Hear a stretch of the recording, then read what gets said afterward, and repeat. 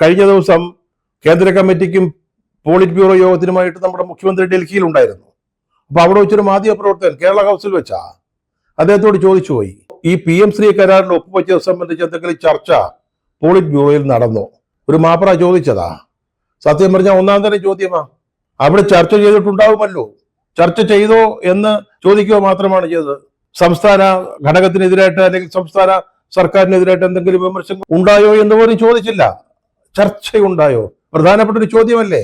CPM-ന്റെ അതുവരെയുള്ള പ്രഖ്യാപിത നിലപാടിനെതിരായിട്ട് ഘടകകക്ഷികളെ വിശ്വാസത്തിലെടുക്കാതെ മന്ത്രിസഭയിൽ ചർച്ച ചെയ്യാതെ ഈ PM-ശ്രീയുമായി ബന്ധപ്പെട്ട കരാറിൽ, കേന്ദ്ര സർക്കാരുമായിട്ടുള്ള കരാറിൽ സംസ്ഥാന സർക്കാർ ഒപ്പുവെച്ചു.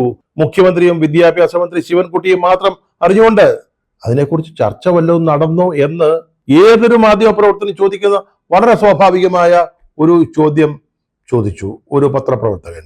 അതിന്റെ മറുപടി എത്ര കാലമായി പത്രപ്രവർത്തനം തുടങ്ങിയിട്ട് എന്നാണ്. ആ ഉത്തരവും ചോദ്യവും തമ്മിൽ എന്താ ബന്ധം? അതുകൊണ്ട് ഇനി കേരളത്തിലെ മാധ്യമ പ്രവർത്തകര് ഇതേപ്പറ്റി എന്തെങ്കിലും ചോദിച്ചാലും അത് തന്നെയായിരിക്കും മറുപടി. നിങ്ങൾ മാധ്യമ പ്രവർത്തനം തുടങ്ങിയിട്ട് എത്ര കാലമായി?